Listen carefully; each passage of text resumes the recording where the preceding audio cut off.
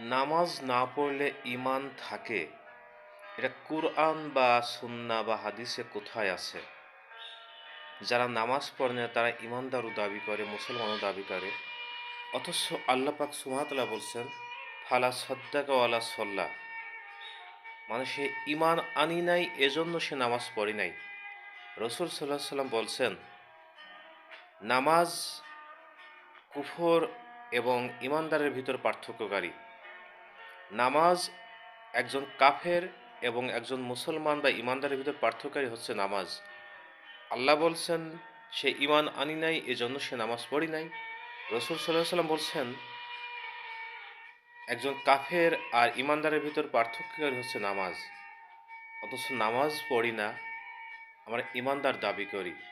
অথচ এর কোরআন সুন্নাহয় কোথাও নাই। আমরা জোর করে দাবি করেছি যে আমরা ঈমানদার।